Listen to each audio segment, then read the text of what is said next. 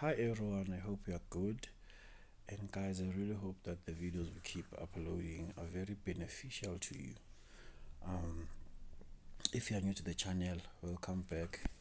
Just know what you're doing, if you're a regular here and you have subscribed, inkosi benawe. If you haven't subscribed, yeah, zap, zap. Okay, guys, today we are going to do general solution. General solution, the easiest of them all. General solution. Let's start by finding a general solution for sine. Sine theta will be equal to b. The first thing that you must do is to find your reference angle. Your reference angle ithola kanjani by saying the sine of inverse the absolute value of b. This absolute value simply means whatever thing that b is, you must just put a positive number. Are you together? Even if b is anything, is a negative number, your duty is to just neglect the negative and just put a positive value as it is, and then I'll show you now why do you have to ignore that. Right? Sine theta is equal to b. Are you together? Okay, firstly, the first thing that you must know is that b, for you to find the solution, is that b must be between a -1 and 1. Are you together? If b is not within this range, you'll never find the solution. Okay, so you have sine theta is equal to b. The first thing you do, you find your reference angle, and then now I'll show you how you should go about finding the solution itself. If b is a number which is greater than 0, a positive number, therefore you must represent your solution where sine is positive. Where is sine positive? On the first and second quadrant.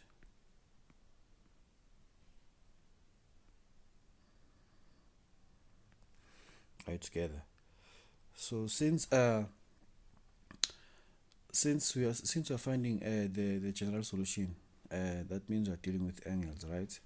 And so the reference angle, it is an angle, right? So in the first quadrant, we'll write it as theta is equal to, just write the reference angle as it is, plus k 360, where k just represent any integer.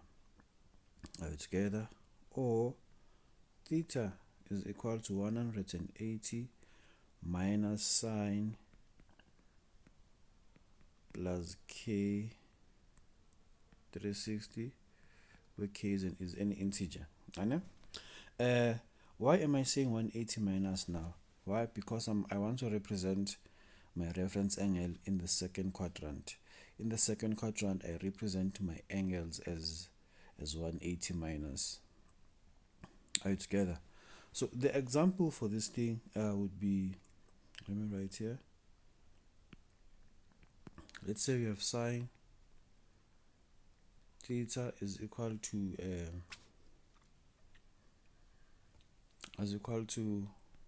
a half, like this. You will get these kind of situations a lot.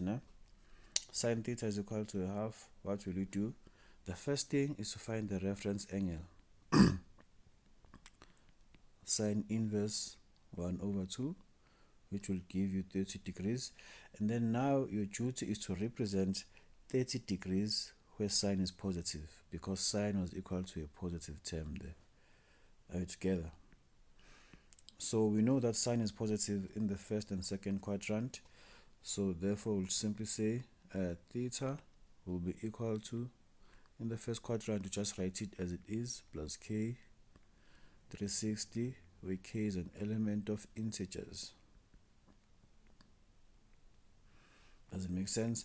Or in the second quadrant, we write it as 180 minus 30 plus k 360, where k is an element of integers. And therefore your final answer there should be theta is 150 degrees plus k. Are you together? So this is how guys go about finding the general solution. Are you together? If ever sine is equal to a positive number, this is how you find the general solution. You must first find your reference angle and then express your reference angle where sine is positive. Since for now we have dealt with the right hand side being positive, right? So now we can have a situation like whereby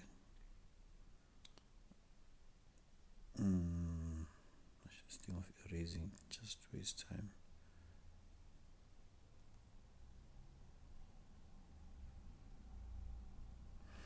Okay.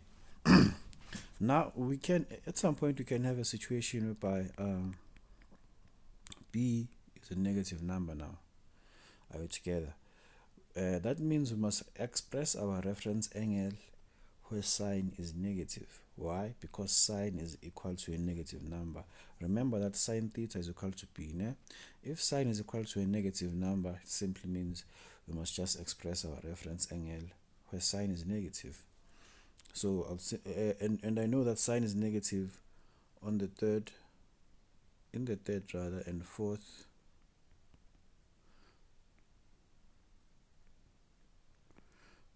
quadrant, right? So how do I express angles in the third quadrant?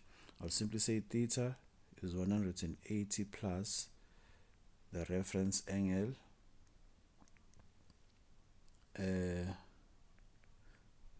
plus k 360 degrees, where k is an element of integers, or just theta is equal to 360 minus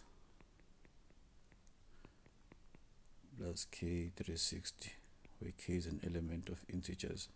The 360 minus is in the fourth quadrant. Remember that I'm supposed to express my angle where sine is negative. Sine is negative in the third and fourth quadrant. So for example, let's say I was given something like this. I was given sine theta is equal to negative root 3 over 2. Right, together. Okay, what I would have done was to say, let me find my reference angle first. Simply say sine inverse. Please note that I'm not writing the negative sign. Right, together. So this thing will give me 60 degrees. Right, together. The negative sign, guys, just tell me where must I represent my reference angle. Are we together, guys? So therefore I'll simply say theta is equal to I know that sine is negative on the third and fourth quadrant. Ne? On the third quadrant, I write theta as 180 degrees plus the reference angle plus k 360, where k is an integer. Are you together? And then therefore the final answer should be theta is equal to 240 degrees plus k 360, where k is an element of integers. Are you together? And then I must go in and express my angle again in the fourth quadrant. In the fourth quadrant, I write my angles as 360 minus something. The something becomes the reference angle plus k 360, where k is an element of integers. So therefore my final answer will be theta is equal to 300 degrees plus k 360, where k is an element of integers. Does it make sense, guys? So yeah, the duty your aim is to find the reference angle and then check whether sine is equal to a positive number or a negative number. If sine is equal to a positive number, just express your reference angle where sine is positive, and then if sine is equal to a negative number, express your angle where sine is negative. This is how, guys, you go about a general solution. Okay, now let's focus on cos. Cos, guys, it's the same logic. It's the same logic as the sine.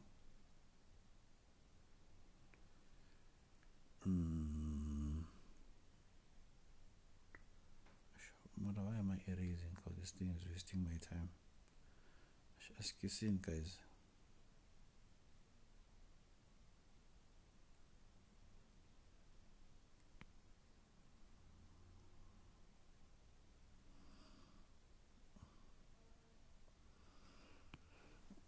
Okay, now let's focus on cos. If cos theta is equal to b, the first thing you need to do, you must find your reference angle as well. Cos inverse b, right, together, and then the same thing applies here. For cos, b has to be a number which is between -1 and 1. And if that number is not within that range, you don't have to, you must not even bother to find the general solution, because there will be no solution there. Okay, same thing applies. If b is positive, we must express our general solution where cos is positive, and cos is positive on the first and fourth quadrant. Right, together. So this thing simply means that you'd simply say theta is equal to cos inverse b plus k 360, where k is an integer, or theta is equal to, in the fourth quadrant we write it as 360 minus the reference angle plus k 360, where k is an integer. Are you together? Example, let me just do the example at the bottom instead of busy erasing. Let's say we have cos theta is equal to 1 over root 2. The first thing you need to do, you must find your reference angle. Reference angle is cos inverse 1 over root 2, which is 45. Are you together? The reference angle is 45.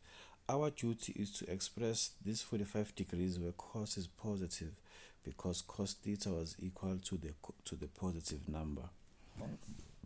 Are we together, guys? So we'll simply say, therefore, theta in the first quadrant, we'll just write it as it is k 360, where k is an element of integers. Right, together. Or in the fourth quadrant, we're going to say theta is equal to 360 degrees minus the reference angle plus k 360, where k is an integer, and therefore your final answer should be theta is equal to 315 plus k 360, where k is an integer. Are you together, guys? So you must have one trig ratio equal to a number, and then find the reference angle, and then express your reference angle where cos is positive. Simple. And then now let's deal with a situation whereby the value of b is negative. Now this thing, since cos is equal to b and b is a negative number, we should simply express our value of b in the second and third quadrant. Are you together? So what we should simply do is to say theta is equal to, in the second quadrant, we just say 180 degrees minus inverse of cos B plus k 360, where k is an integer. Are we together? And then in the third quadrant, we'll simply say should be 180 degrees plus the reference angle plus k 360, where k is an integer. Are we together, guys? So for example, we can have something like this. Let's say we have cos of theta equaling to let's take a negative half, like this. Now the first thing we need to do is to find the reference angle. Our reference angle is cos inverse 1/2, which is 60 degrees. And then our duty is to express 60 degrees in the quadrants where cos is negative. And I know that cos is negative in the second and third quadrant. So I'll simply say theta is equal to 180 degrees minus 60 plus k 360, where k is an element of integers, which simply means that theta should be 120 degrees plus k 360, where k is an integer. Are we together? Or in the third quadrant, we know that theta is 180 degrees plus the reference angle k 360, where k is an integer, which simply means that theta should be equal to 240 degrees plus k 360, where k is an integer. Does it make sense, guys? Okay, so this is how you deal with finding the general solution for both sine and cos. Find the reference angle, then express your reference angle where sine is positive or where sine is negative. Even for cos, you must express your reference angle where cos is negative or where cos is positive. Simple. And then for tan tan theta is equal to b. This time around, b does not have any restriction. B can be anything. Are you together? B can be anything. Okay, so in this case, guys, we do the same thing. Reference angle, and then we express our reference angle with tan is positive and negative. But in this case, it's simple, because the angle of tan is between 0 and 180 all the time. Excuse me. So we will express the reference angle in only two quadrants. If b is positive, therefore your answer is in the first quadrant only. Are you together? And then if b is negative, therefore your answer is in the second quadrant only. Are you together? How so? If we have tan, this is how you express your angle, rather. You'll simply say theta is equal to the reference angle, because it's in the first quadrant, plus k.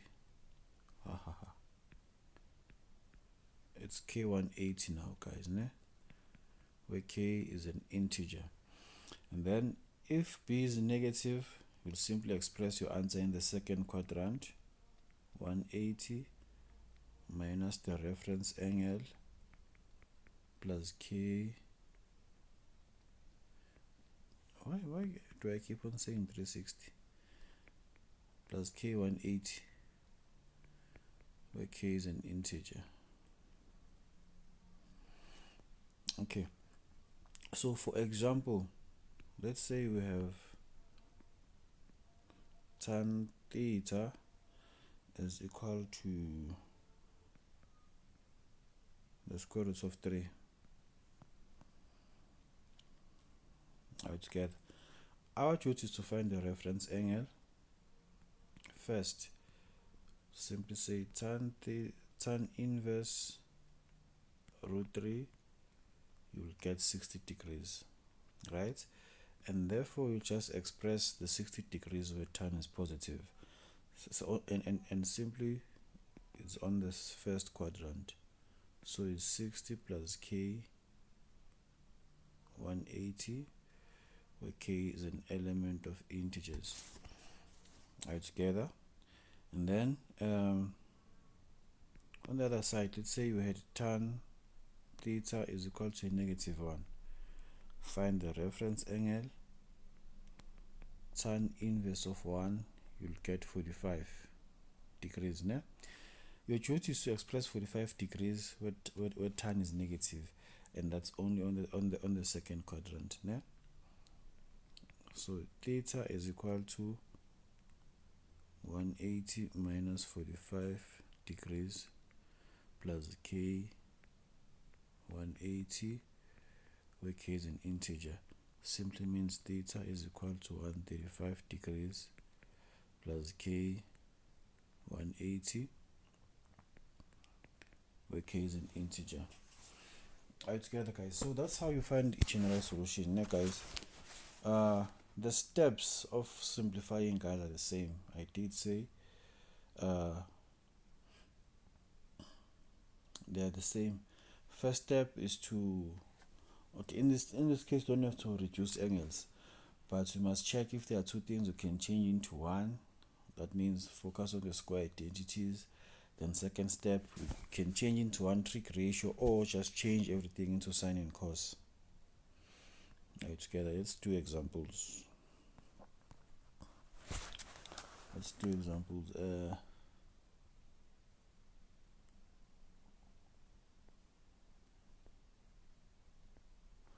We have a situation here whereby we have cos squared theta plus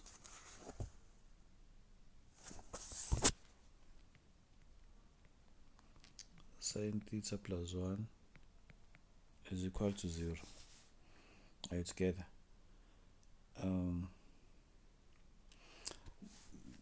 The thing that you can do here is to change everything into one trig ratio, right? You can change the cos squared into 1 minus sine squared theta. This thing, it will be like this. Then you must put everything to in standard form. We can take everything to the right hand side. Né? The sine squared will be positive. The sine will be negative. The 1 plus 1, which is 2, it will be negative when it goes to the other side. Alright, together. Then you can simply factorize. We have sine theta 2 and 1. Because 1 the factors of 2, that's when you subtract, will give us 1. That's 2 and 1, right? So it's minus and plus. Are you together? Ebo!